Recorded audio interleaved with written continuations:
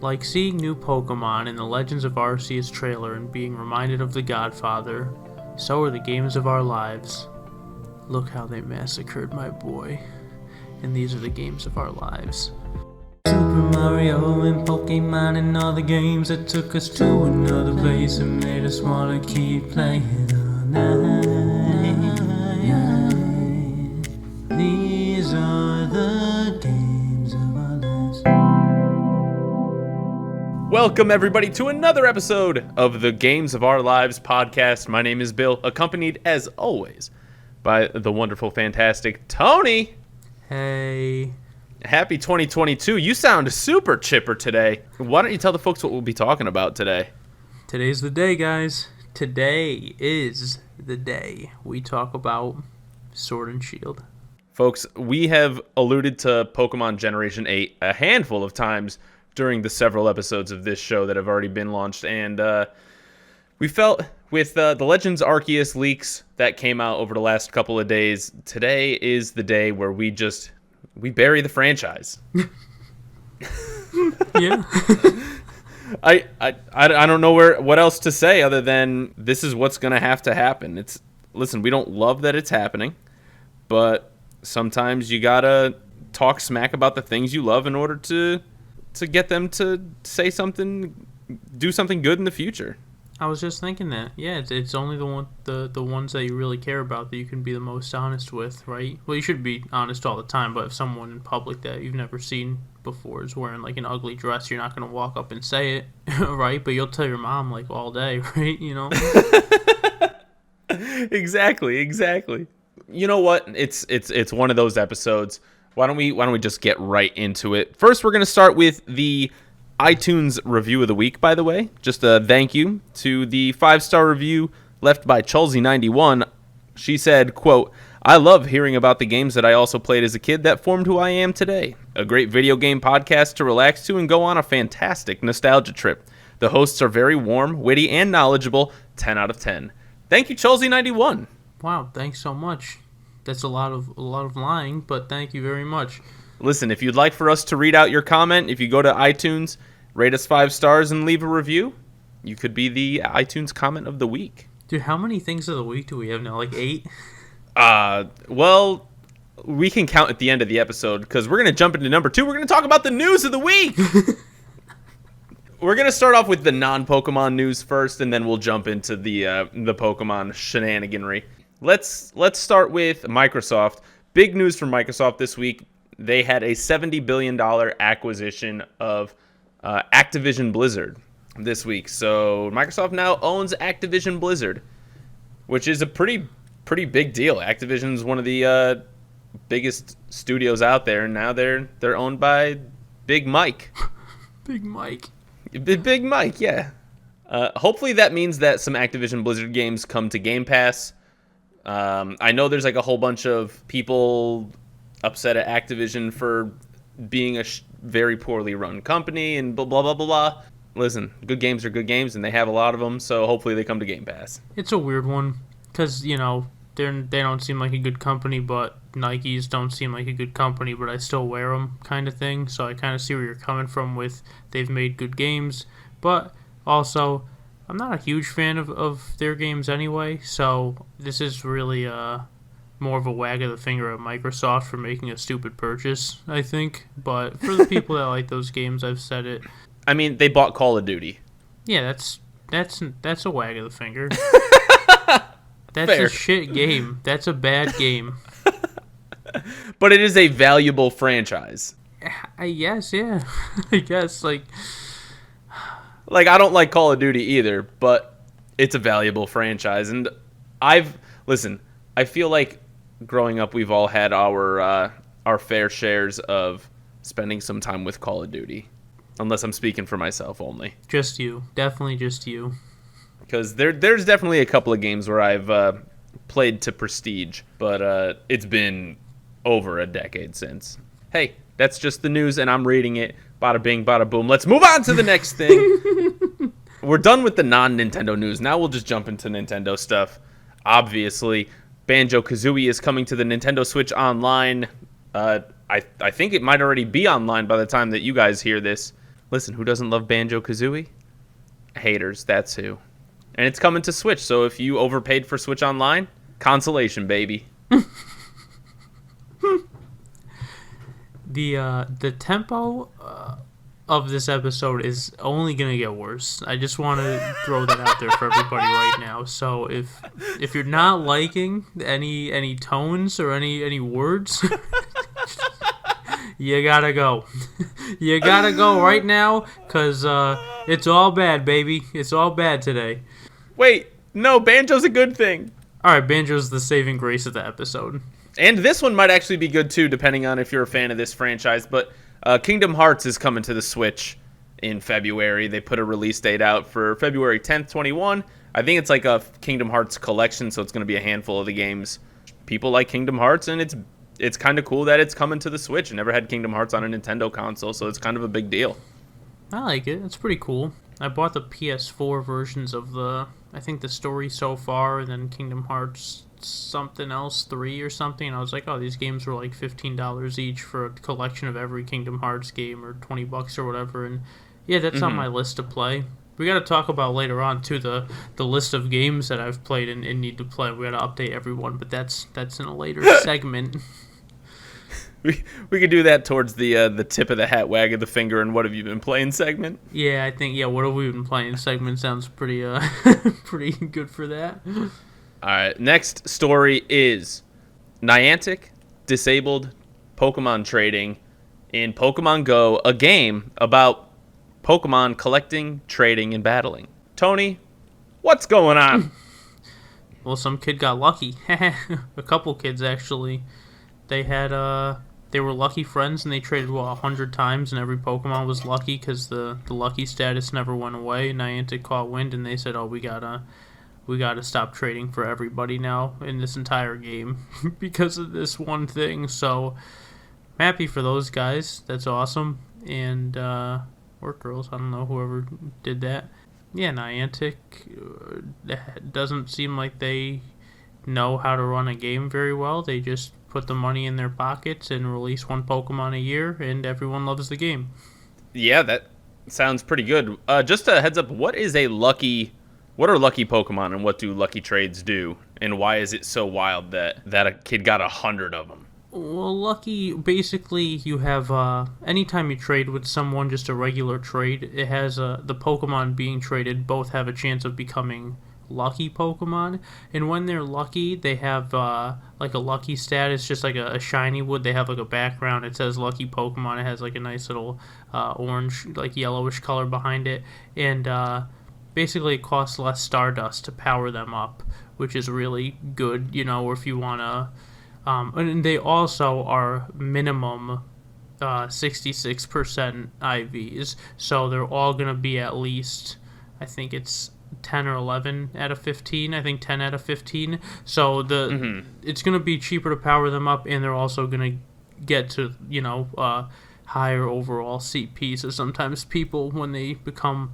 basically, you could just trade and hope for a lucky trade, but once you become best friends with somebody, you have a chance every time you have an interaction with them, once a day, either opening a gift, doing a raid with them, trading with them. When that friendship would go up, since it can't go up anymore, you're just rolling the dice basically on becoming lucky friends, and then your next trade will become lucky. So it's really good to swap, legendary Pokemon or, shinies that you don't have, and because now you have a better chance of it being 100%, so you could have a Shundo, you could swap a Pokemon that could get really high CP, and the IVs are going to be really good most of the time. And sorry to interrupt, but a Shundo is a shiny 100% IV Pokemon?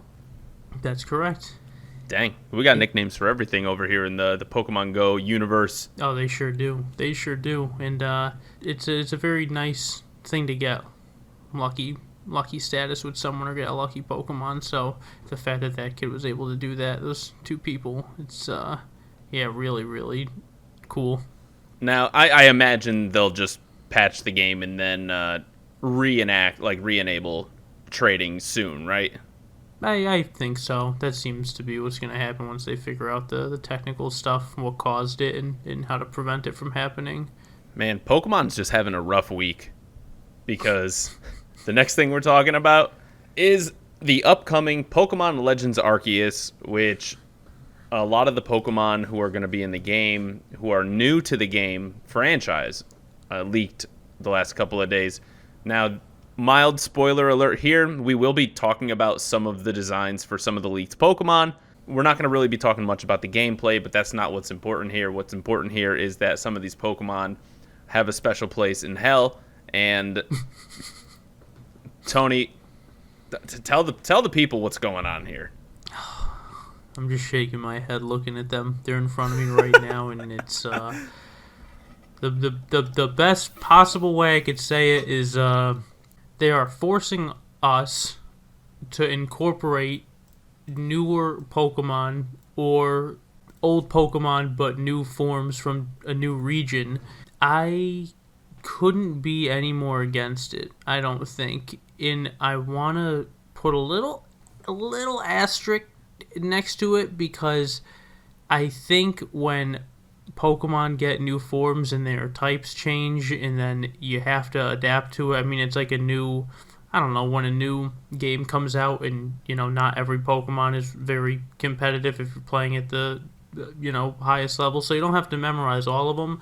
But with these Pokemon, or if you play randoms, like, they're going to get thrown in the mix, and these are new Pokemon that, if I liked the Pokemon, maybe it would be something, but I literally hate all of them, and I don't want them to exist. So now the fact that not only do they exist, but they're gonna ingratiate their way into everyday Pokemon stuff, and they're gonna exist forever, is just so bad to me. Like, I'm getting ahead of myself, but like, maybe we should just talk about the characters, like the Pokemon sprites, because like, these don't even look like Pokemon to me. This is just whatever this Hisuian region is, whatever this is, like, these Pokemon just, they didn't capture the vibe at all of just making like, oh, these are the first known Pokemon, or in a time before all Pokemon were known, or whatever the lore is. Like, right. They're just, they look like they're trying to be almost like futuristic, kinda like they're a little more blocky, but they're also just like they're weird. Yeah, they're just so weird. They're like, it's like not Pokemon at all. And I do want to say, and I'm sorry I'm babbling, I do want to say that Pokemon seems to be able to get away with stuff. Like, in 6 months or a year after this game's release, I'm sure we'll all know all these Pokemon's forms, typings, and just be like completely used to it. Like, yep, these are Pokemon, but like, looking at them right now, I just have a hard time thinking it's gonna go that way. Like, I'm sure the game will be fine, maybe. I'm not sure at all. And like, most of the time, not in today's episode, but most of the time, they do a good job with whatever they do. And I think this won't be an awful game. But now that I'm seeing some of this stuff, I'm thinking it just might be. And I'm so against the fact that these Pokemon are just going to have a place in the Pokedex forever. Like, this is shit. Straight up. I do wonder what Gen 9, for example, when Gen 9 comes out in a year or two, as one does, how inclusive will Hisuian Pokemon be to this? Or is Legends Arceus and like the Pokemon Legends franchise looking to kind of replace the biannual Pokemon main title games? It's really going to be interesting to see what direction they take that in. That being said, we have a list of about 28 Pokemon that were leaked here, and I'll say 25 out of the 28 are just godless abominations. There's a couple that I'm okay with, but for the most part, these are just rough. The starter Pokemon in this game, by the way, are Rowlet, Cyndaquil, and Oshawott, and they have new final forms, so they're still Decidueye, Typhlosion, and Samurott. However, they have new looks, and when I tell you, the sands of time have not been kind to Typhlosion. Typhlosion in Generation 2, when he first came out, his sprite work was like an angry, badass Typhlosion with like fire all around him, and he looked really cool. With each passing iteration of this Pokemon, he has less fire, he is more calm, and this newest Hisuian Typhlosion, which is a fire ghost type, is the saddest form of Typhlosion I maybe have ever seen in my entire life.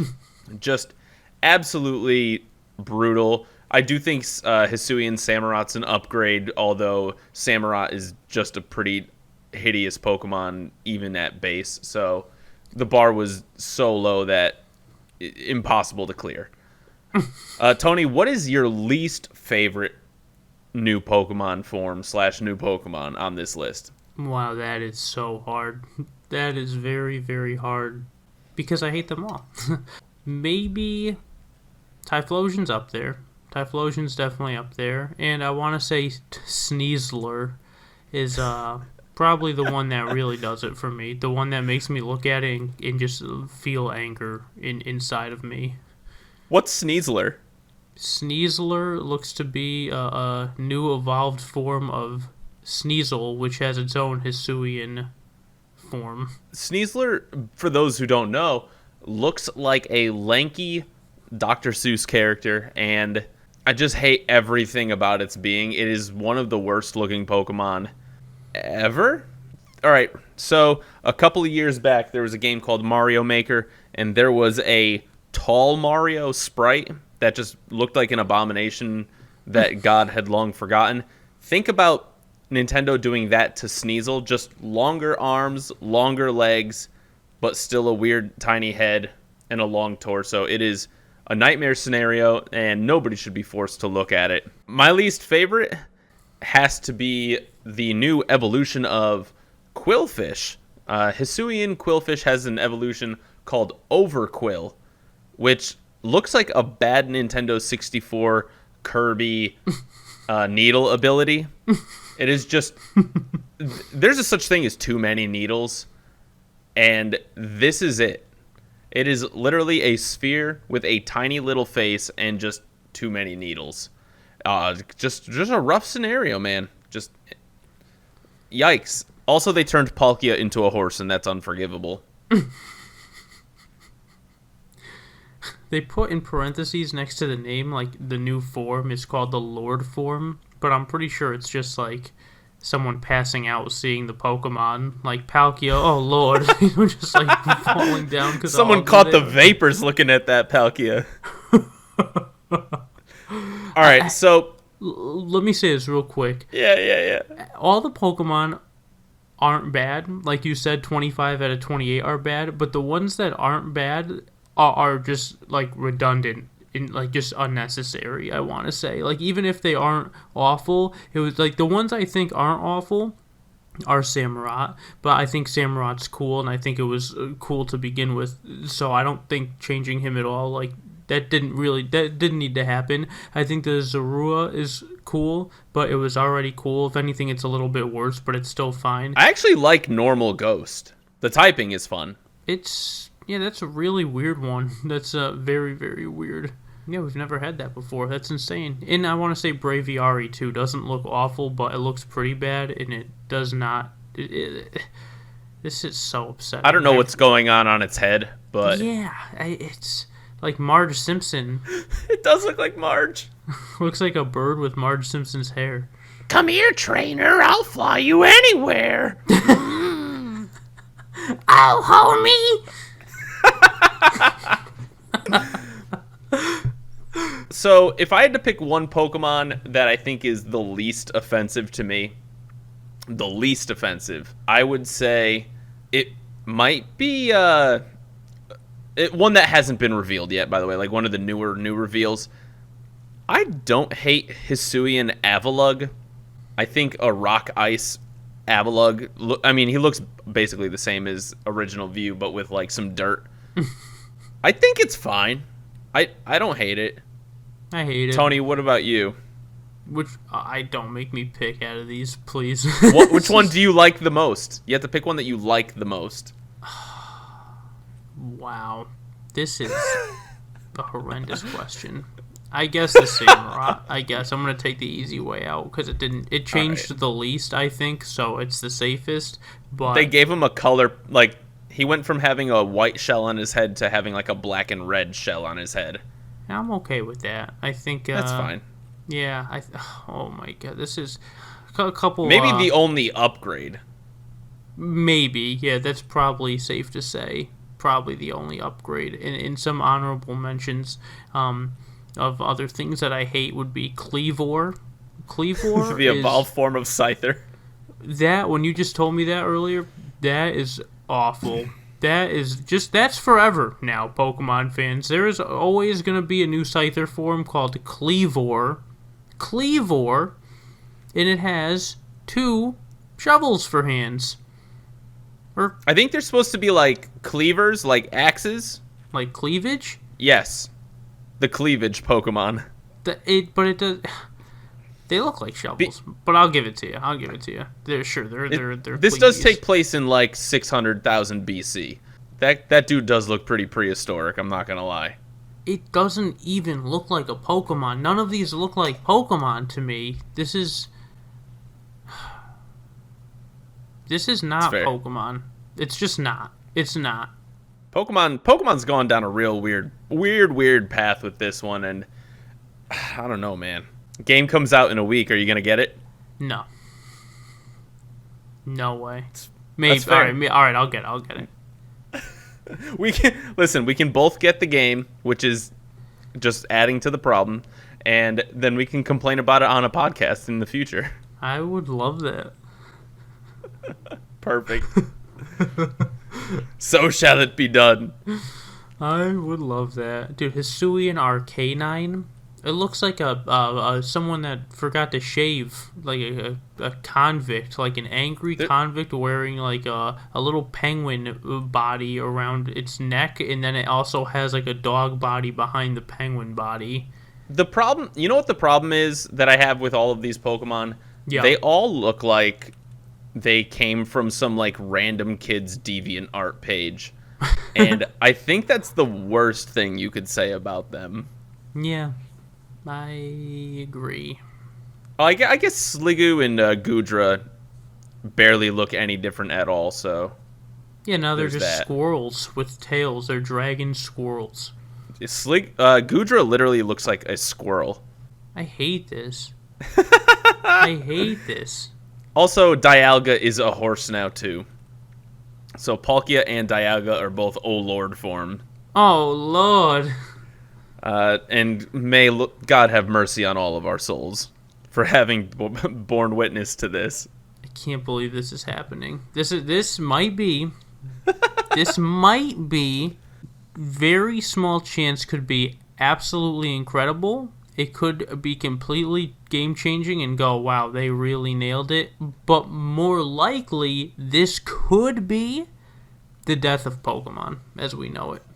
It's very true, because if they, and I could totally see Game Freak doing this, is kind of skirting new generations for a couple of years and doing these Pokemon Legends franchise. And if they do like a Pokemon Legend for each location, that's a lot of Legend games to do.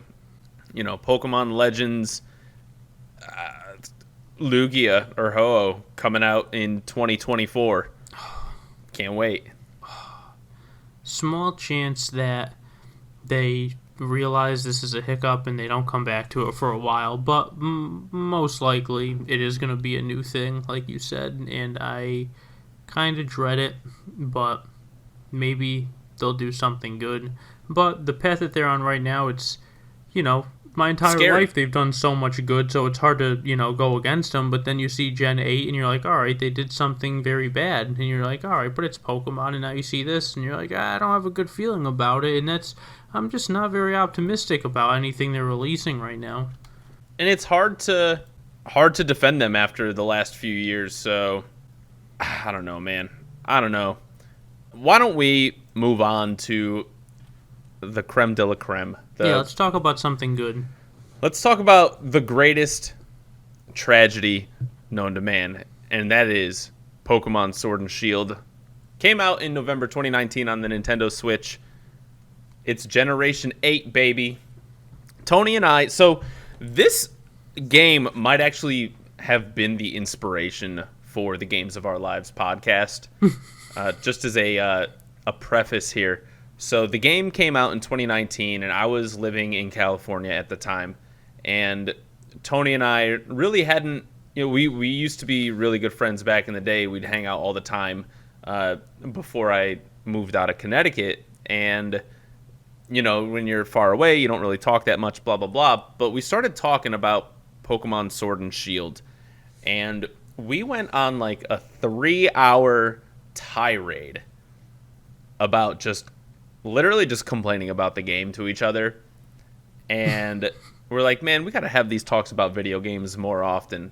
And here we are a couple years later with now 18 episodes under our belts. The boys are here finally talking about basically what started it all.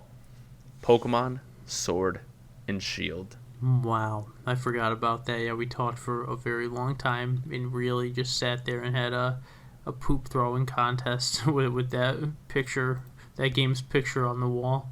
Yeah, and honestly, it's rightfully so. I mean, Generation 8 is a Pokemon game, traditional Pokemon game where you play as a new trainer who goes on a journey to collect the 8 regional gym badges from the 8 of the strongest trainers in the region, and it culminates in a battle in the Elite Four at the end.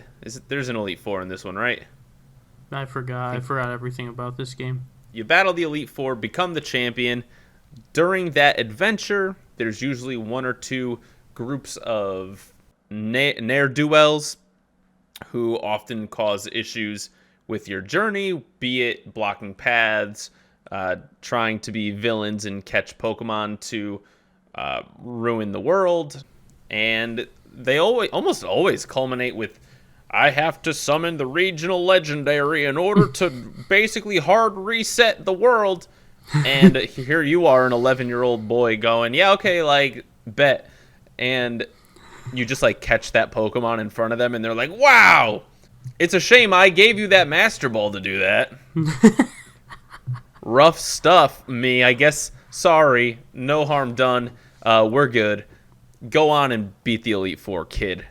I'm rooting for you. This is about as paint by numbers as you could possibly get with a Pokemon game. Wow, you nailed it. 100% that is the best description of a Pokemon game I've ever heard. So this game did introduce a couple of new things. This game, the biggest change would be the wild area, which is a large open area that you can access from multiple areas in the game, and you can basically catch a whole bunch of wild Pokemon. Honestly, it is a cool idea. It's a cool idea. I don't think it is one central area that you have access to, and it's basically open to you right at the beginning of the game.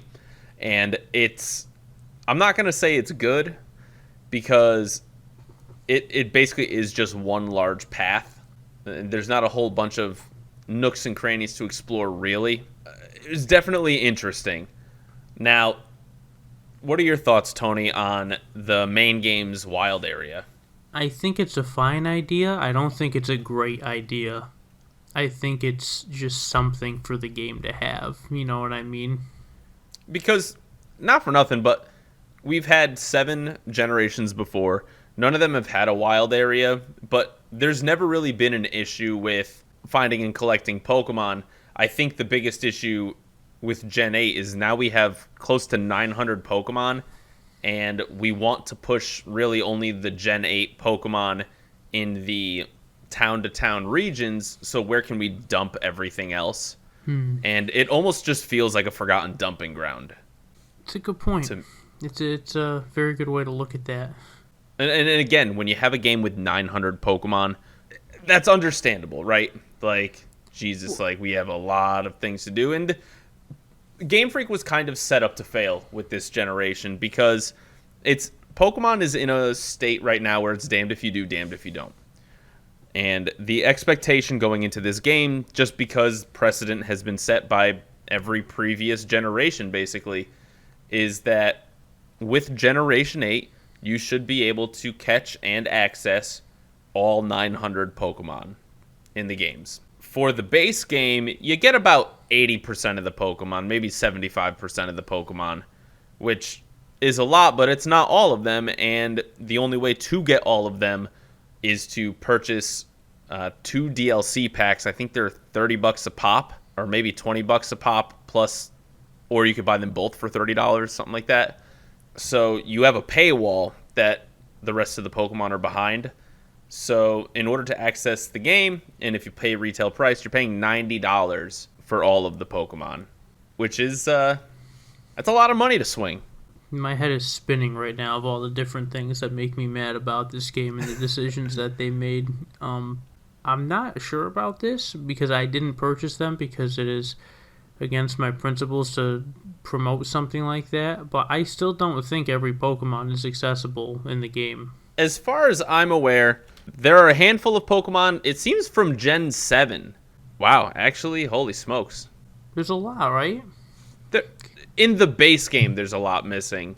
In the base game, there's only like 400 Pokemon, I think, out of the 900. Right, and I think, wow, even after the DLC expansions, there's 230 Pokemon still missing from the Galar region. Yeah, let's talk about that. It's about 20 to 25 Pokemon from each generation that are missing, including most of the starter Pokemon. Wow, I did not realize that. That's kind of wild. How bad is that? This makes me angrier, actually. So they didn't even follow precedent, and you can't even access all of the Pokemon with the DLC. And Sword and Shield, since there are 2 games, Pokemon's always done this from day one. Not every Pokemon is available within those games in a single game. So you need to either have a second copy of the game or a friend with a copy of the opposite version in order to access the version exclusive Pokemon. And wow, dang, Gen 8. That really, I thought you were better than this. No, you didn't. No, you didn't think that. No one thinks that. Listen, I didn't even realize they left out one of my favorite Pokemon, Ampharos. And now I'm just depressed. Ampharos is my favorite Pokemon. I have clinical depression now because of Pokemon Sword and Shield. The fact that they're missing a whole swath of Pokemon, where just so many Pokemon. Pokemon Sword and Shield also has a very paint-by-numbers story, and I think that kind of hurts the story overall. Tony, what is the path to becoming a champion? Like, how does the story unfold? Why don't you tell us? Oh, God. Well, before I answer that, I do just want to touch on what you had just said. Yep. I think it's a very important thing to note that, well, you said that Pokemon was in a state of being damned if they did, damned if they didn't kind of thing, but I gotta say, I don't think that's true because they did everything wrong. Like, there's just, it's, one, this game cut corners, and it's written on every page. You can just see it everywhere, like the corner cutting. I think one thing I didn't like, not a huge deal, but definitely gives you a sense of the game's direction and maybe how much effort they put into it, besides the wild area being like, yep, here's not Gen 8 Pokemon, here's like a mess of everything else we want you to have. I think them just porting the Pokemon character sprites from, I think the last game was like Omega Ruby Alpha Sapphire they ported them from, just not creating new sprites for the game, that is such a half-assed bad job, to like unprofessional, just like not good. And if you're gonna say, well, there's so many Pokemon, we can't possibly do it for all of them, you didn't even include all of them in the game, so you didn't have to make all of them new. And that's an awful argument, because how are you not going to include every Pokemon in the game, even not right. wild, but just being able to trade or transfer up from older generations? Like, you have to, especially for a Switch game. I've seen games that have unbelievable amount. I mean, when you put GTA in, you gotta wait 5 minutes for the game to load. Like, there's Right. your Nintendo. You have Pokemon's the number one media franchise of all time. You have the means to make it possible. Why are you cutting corners? What is the goal of that? What are you gaining from cutting any corners and not including every Pokemon? And then also creating the expansion pack in already a half-assed game and saying, okay, well, this is a good way to answer your question now about the story, because the story is by far by a country mile, Bill. A country mile. The worst story ever. It's nothing. It's the rivals are nothing. It's literally nothing. That's the best way to describe this story. It's just a whole bunch of nothing happening. It's nothing. There's not there. I can't believe how little I was invested in. I bought it Friday night. I beat it Sunday morning, and I was like, I literally did nothing this whole time. I went to the gym. Then there was no emotional investment in the story of what was happening. Your rival did the same pose as the rival from the previous gen. It was just like they didn't put any effort in anything. The bad guys were just absolute morons, just like, and not even like purposeful morons that they've always been, just like a complete lack of effort, lack of like everything. It felt like a baby game to the worst extent of it. And the story was not go to all the gyms, beat the gym leaders, and then at the end, oh, you got to go back to them and beat them or something, and it's still easy, and you beat the Elite Four, and it's easy, and you're just like, everything, that was the easiest thing I've ever done, and I felt like I didn't do anything. And the only saving grace about all of that is that the competitive battles afterwards, after you beat the game, going online and being able to play against other people and Right. EV train and IV train and do all that stuff, that they did a pretty good job with. And I think for competitive players, there is a lot to be enjoyed there, and it's very accessible now. There are things that are very, very easily accessible, like accessing your Pokemon storage box from anywhere in the game and just different things like that. I think they made a lot of things like that good, but that does not compensate for the parts of the game that really matter, and it's not the accessibility of like things like that. It's really about enjoying a good game, and it's an awful game. Awful game. This is what I'll say, and this is what I told Tony 2 years ago. I think the game... so Tony and I play Pokemon a little bit differently. Tony's always played on a more with a more competitive mindset, and I've always kind of played to enjoy the story and kind of just like explore and everything like that. And Pokemon's done a good job of kind of creating an experience that caters to several different play types, and you got to give Nintendo credit there, or Game Freak credit there. Sorry, I really can't credit Nintendo with a lot of this. It's like, this is all Game Freak's doing. I've over the last year and a half almost completely separated Pokemon from Nintendo mentally, because Nintendo actually cares about their products, and that's evident in a lot of the games that they put out. Pokemon, on the other hand, have one of the criminally smallest development teams in video games right now. Game Freak is an understaffed, undersized, like they just refuse to hire more people, and for being the largest media franchise in the world, it's absolutely insane that they don't have more people on staff working on games. Now, that being said, I think the $60 experience playing the main story from start to finish, where you battle the literal copy-paste of HOW from Gen 7 and face off against just like a rich guy who wants to summon a Pokemon that, I don't know, to make more energy or something like that. It's not really well laid out. You go through and you fight. You're right. There's like very little emotional investment. There's almost no problems. The rival team is literally just like a bunch of people who are fans of one of the trainers, and they're just kind of pains in the ass and stupid. You're right. Like, they are just dumb. And when it's all said and done, you're kind of left like with a ho-hum experience. I will say the DLC packages... Okay, there's the Isle of Armor and the Crown Tundra, where you're exploring these two basically just gigantic wild areas.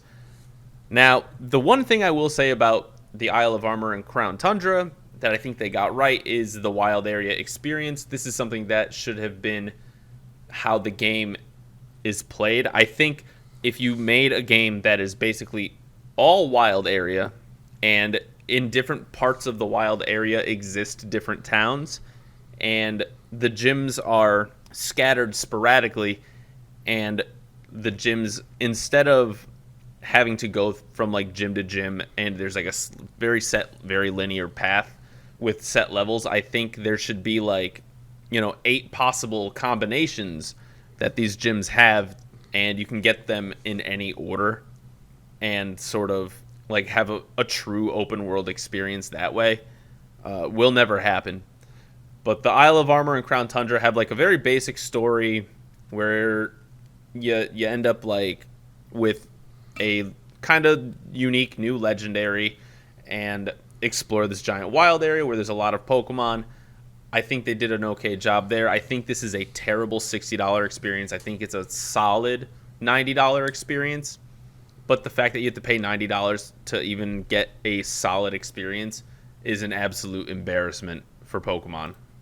Yep, couldn't agree more. In this whole episode, I thought I'd be angrier, but I really am just kind of calm because it's just a pure sadness. Yeah, it's just a true disappointment in how much potential and how good they are and how much we really love them and to take them into our homes, and we're just Pokemon fans, like the truest possible fans I feel like that you could be. I mean, not we like Bill and I mean we like all of us, all Pokemon fans, and we just have to just see this and experience this, and the business decision. I mean, look at Gold and Silver. You know what I mean? That is a Heart Gold, Soul Silver. We can, if you want to talk remakes. If you don't, we could just say Gold and Silver. You could say a bunch of different. Any gen, pick them, throw them in a hat and pick one out. Look at the experience you're getting from those games. Look at the story you're getting from Black and White. Look at the places you're visiting in Gen 3, and like just the feelings you're getting and the emotions connected and just the exploration and in Gold and Silver throwing in Kanto after, and you have to go. It's just like they definitely make a good game. They know how, and they've given us that. And then to make this shitty game to throw it out and be like, this is the game, and they're like, oh, okay, all the stuff that should already be in the game and way more stuff should be in the game, I think, just for the $60 purchase. They're just like, we'll give you some more stuff for $30 or whatever it was, and it's like, That just got. I didn't buy them. I'll never buy them. I'll never play them. I don't care. I couldn't be more upset with that. I think that was one of the cheapest, scummiest moves that Game Freak or whoever Pokemon company, whoever's in charge, has decided to do. Because I think they're taking just complete advantage of their fans doing something like that, and knowing that everyone's going to buy it. They're all going to give them money because they like Pokemon so much, and the fans deserve more than that. They're such pure fans. I completely agree with what you're saying, and it's almost a shame that there's 25 years later, almost 30 years later now, there really isn't a rival to Pokemon, and Pokemon's been able to basically sit on their laurels and not do things to really make the franchise a truly powerful experience like it used to be. And it hurts being a fan, being who's been there since the beginning. I remember growing up, and I would literally here's a sentence from 1998. I would put a VHS tape in to record what happened on Pokemon on a Saturday morning. If we ever had to go out in the morning, and I'd come back and watch Pokemon every single week, and it just feels like there's like a lack of love, and I don't know what people can say or do to kind of get them to correct ship at this point. Yeah, it's not even a fact that the games are so easy. I don't even need to talk about how easy they are because I think a lot of people bash them for that.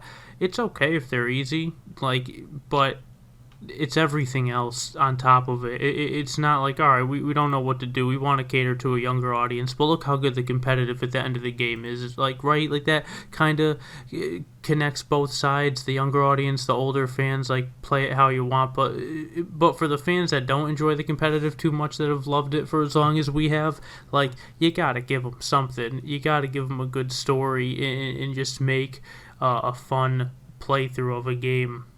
This is... Yeah, it really is just a shame. It makes me so sad. That, like, really, the only word to describe where Pokemon's state is right now is sad. And even you can even look at, like, the Brilliant Diamond and Shining Pearl remakes that came out late last year, and you know it was such a half-assed job that was done for those games. You know, and the worst part about Pokemon is right now is that I will still shell out $60 once a year and put in 100 hours into a game that I hate. I don't know what it is. Maybe it's just me clinging on to my childhood. Maybe it's something like that, but you just can't shake them because it's Pokemon. Although I think it's getting easier and easier to shake them. Yeah, agreed. Did not touch Pokemon Unite. I really just am not. I'm just bored at this point with Brilliant Diamond, Shining Pearl, and Arceus has me more timid about a Pokemon purchase than ever before. Yeah, I completely agree. I didn't even, I have every main series game complete in box, and I didn't even buy the Gen 4 remakes. I don't really. If I get them, if someone says I'll give these to you for $5, I'll be like, all right, obviously that's not going to happen. But that It just kind of shows my point of how little I'm willing to spend money on that. I think that was a bad decision for those games to be made. And like you said, you're already done with them. It's like everything they're doing right now is just so sad. And I think it's like anything that you love, that you just keep giving them the benefit of the doubt, and you keep going back and you keep just giving them another chance, or being like, all right, well, they did this, but this is good, or this is bad, but this is good. And right now, and there are things that I saw in X and Y, I was like, all right, this is pretty easy, but the setting was really nice. The Pokemon were cool. Mega Evolution was really cool. And then it's like Gen 8, or Gen 7 rather, was really good. What did I say, Gen 6? Gen 6 with Mega Evolution, 6 and X and Y. Let's literally just start the whole podcast over because I can't talk. I can't use words. Generation 6, the games were called X and Y. Don't edit that out, please. I thought Mega Evolution was cool. I thought the game was very easy, a little corny, but it was a good game. Gen 7 was Sun and Moon. I thought the story was good. I thought the Pokemon were cool. The setting was absolutely amazing. I thought Gen 7 was so good. Everything was good. And out of nowhere, they decided to completely make everything shit. And I don't know what's happening right now. And it's still not awful because I could still go on Pokemon Showdown and play Gen 8 random doubles and be like, oh yeah, this is fun. I like playing Pokemon. But like, it's not. If it's not a competitive VGC or anything, it's just like the games themselves are bad. The money exploitation of the fans who like have their hearts, you know what I mean? Like, or they have their hearts. It's just like they're doing everything in such a. It's almost like evil what they're doing, you know? It's just like everything that Pokemon isn't.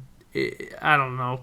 I know it's a business, it's a company. You want to make money, but like, come on now. You got fans that really care about you. Yeah, hire the people. Just hire more people. Like, that's literally what it comes down to, because everything is always, we don't have enough staff, so we're going to outsource Pokemon Brilliant Diamond and Shining Pearl. We don't have enough people on staff, so we're only going to have 600 Pokemon in Generation 8. And we don't have enough staff, so we're not actually going to make new character models for any of the new Pokemon outside of the literal brand new Pokemon. Anybody who's old, we're just going to reuse their Gen 7 models. It's like, just spend the freaking money. You're the biggest damn company out there. What is the problem, boys? Like,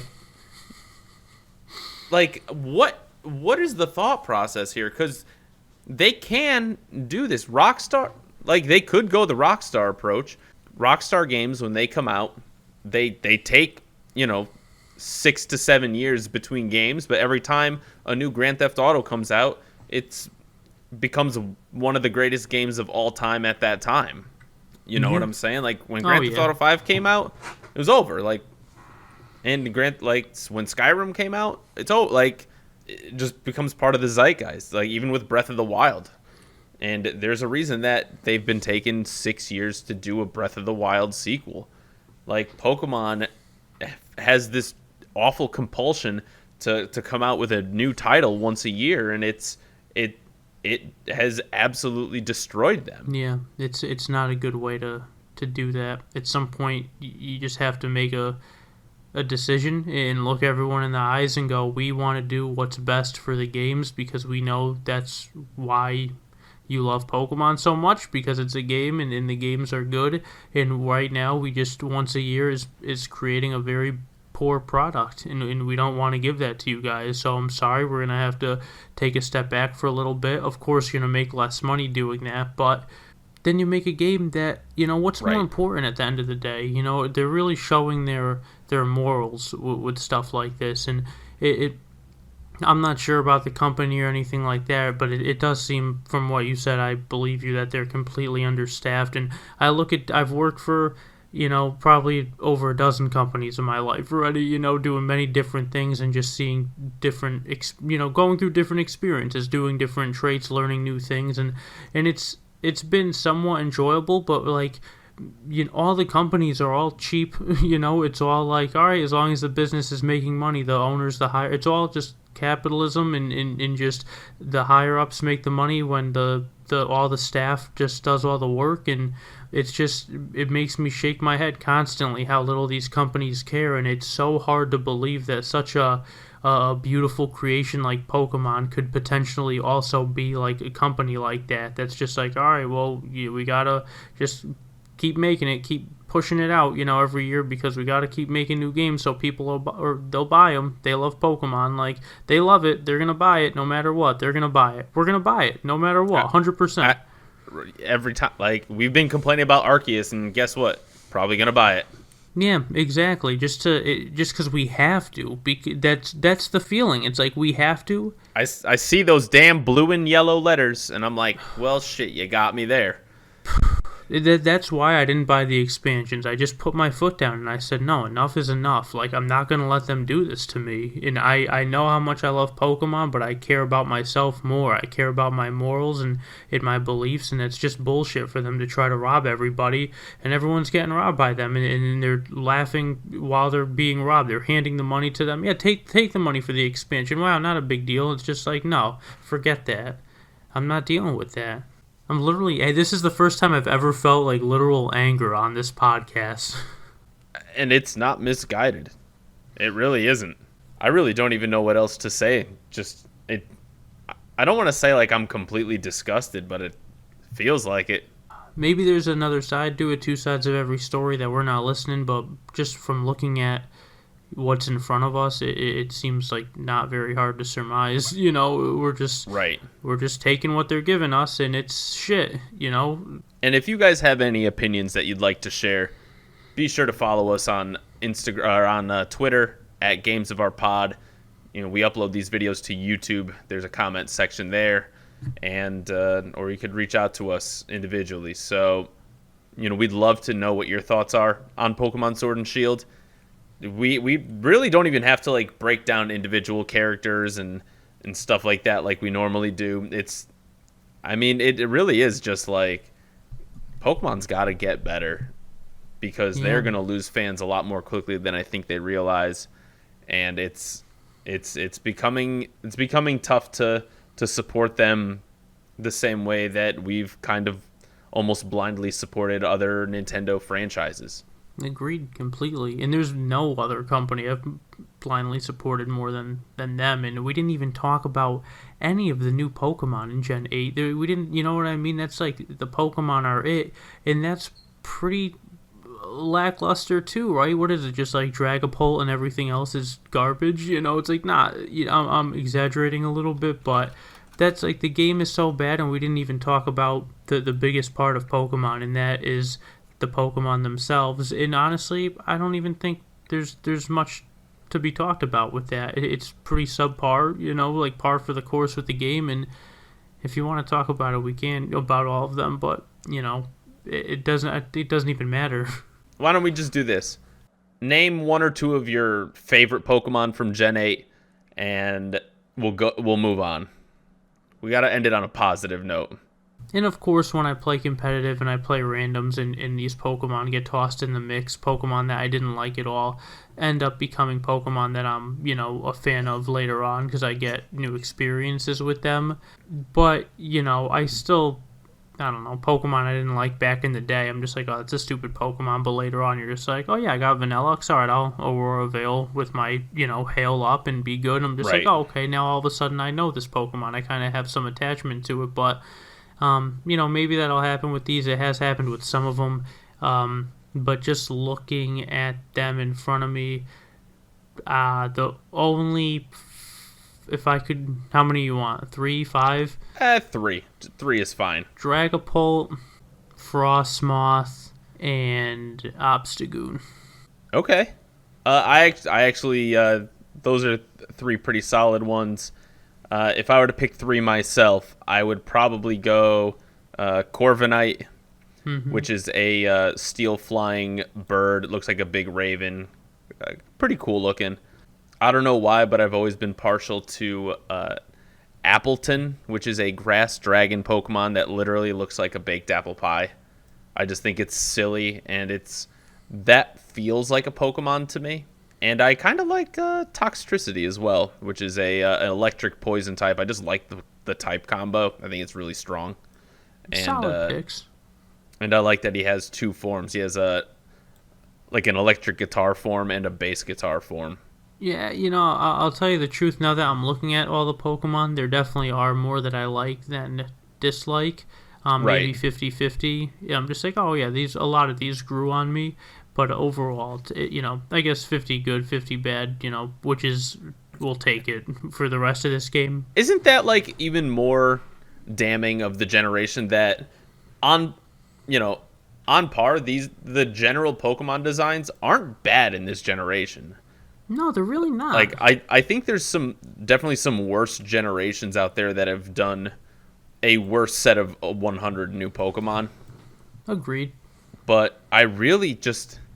it just shows that, like, even having cool Pokemon, even having some unique designs, can't save a terrible story with, not for nothing, but subpar graphics. Just an underwhelming overall experience. Very much so. And you're right, yeah, this was something they actually did okay. I take back what I said. I'm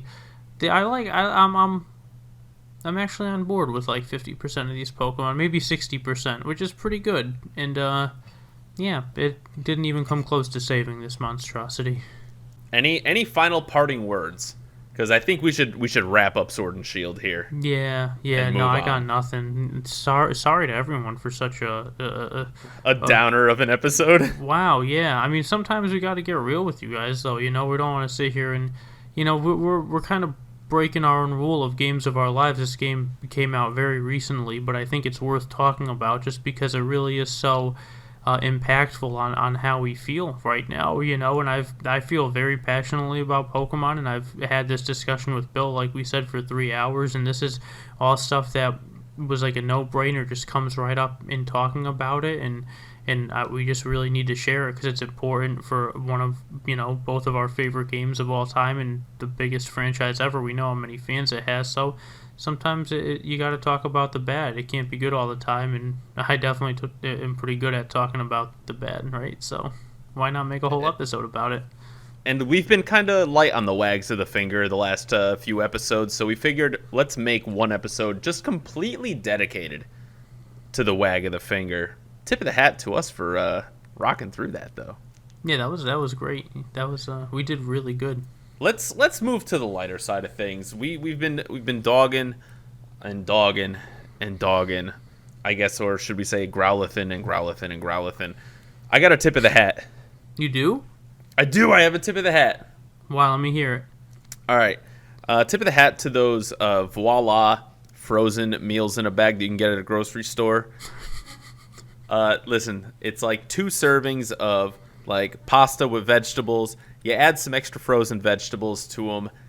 You know, season them up with a little S&P, a little garlic, a little bit of onions. Bada bing, bada boom. You got yourself a whole meal in a pan, and they're pretty dang near delectable, actually. It ain't a gaming tip of the hat, but it's a tip of the hat nonetheless. Everyone that's listening, welcome to our game podcast where the only saving grace talking about the games is talking about food. Hey, food makes people happy, and damn it, that garlic chicken hit different last night, okay? I'm not going to say you're wrong for shedding some light on bringing something nice into this episode, because we definitely needed it, and I think food is delicious. As a vegetarian, that chicken makes me pretty upset. So yeah, I'm gonna wag my finger to you for they have vegetarian options as well. So I am just kidding. I mean, I am vegetarian, but I am kidding about dogging you for that. But thanks, Voila. Maybe a couple of your guys could go over to Game Freak and could, show them a thing or two on how to make a good product, right? It might be that easy. It might just be that easy. Tony, how about you? You got a tip of the hat? Nah, nothing. This whole episode. Nothing. Just nothing. The people don't deserve it. You got any wags of the finger outside of what we've been? Nah, my hand is on fire from the wagging, my friend. All right. Well then, Tony, what video games have you been playing this week? A lot of Pokemon this week, actually. I'm just kidding.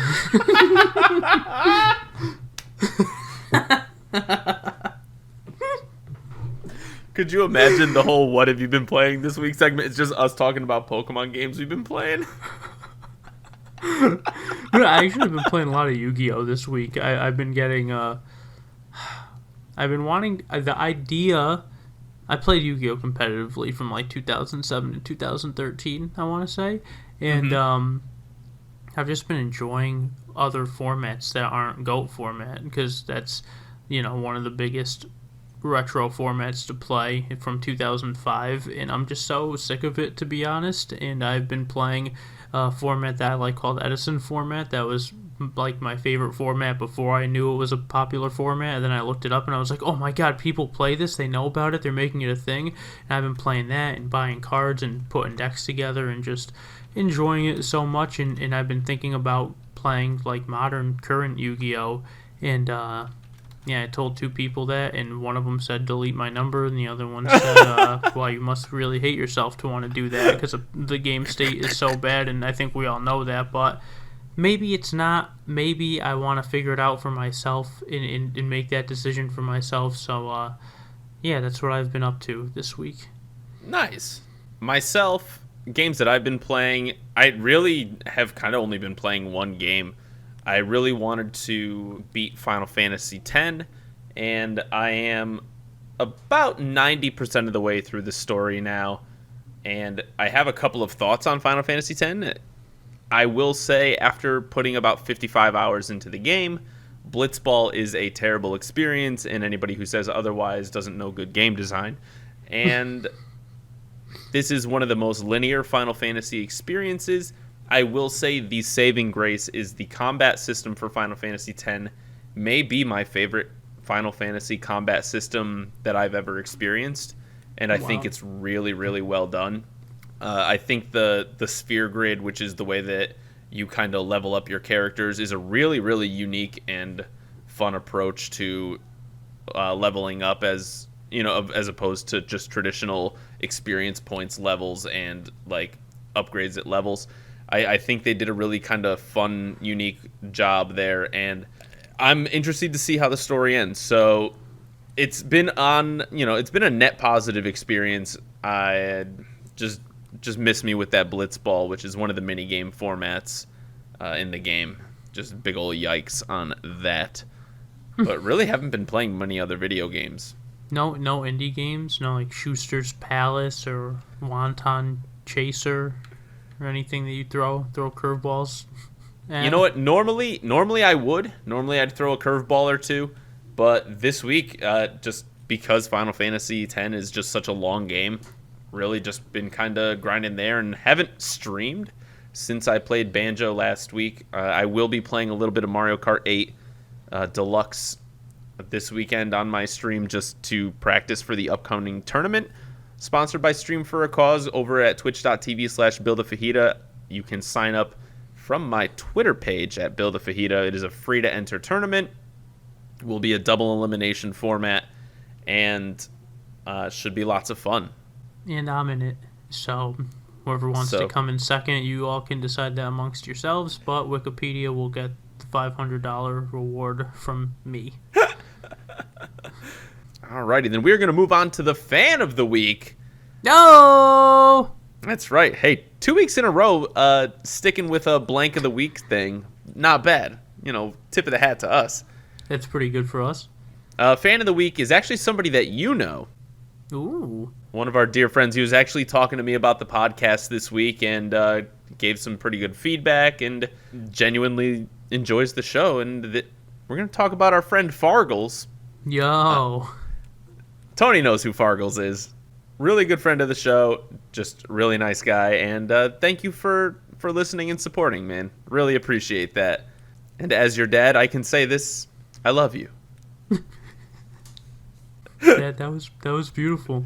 What a good person. And it's not just because they listened and gave you good feedback, but that is someone that I look to in like the highest regard of just being a good person. And we reconnected recently, and yeah, just talking back and forth on Discord, catching up about life and stuff, and the good and the bad, and it's been very nice. And it's nice to just have friends in your life that you can go years without talking to, and then just pick up, catch up and be like, yeah, I miss you, I hope you're doing well, think highly of you. And it's just reciprocated, and it's just, they're good people out there, and absolutely nothing but respect. So yeah, that's awesome to hear. Thanks for listening, bro. Well, thank you guys all for listening to this episode. I know it was a brutal one, but we really appreciate you sticking around. Folks, if you like what you listen to, and if you're listening to us on iTunes or Spotify, please give us a 5-star review. It really helps visibility for the show. You can like and subscribe on YouTube. We upload all of our episodes there as well. If you want to follow Tony on socials, you can find him at The Poker Rapper on TikTok, Instagram, and Twitch. You can find me, Bill, at Bill the Fajita on TikTok, Instagram, Twitch, and Twitter. Any last words, Tony, for the people? Man, I hate ending the show, but I love taking the piss after the show. Thanks for listening, guys. We'll talk to you next week.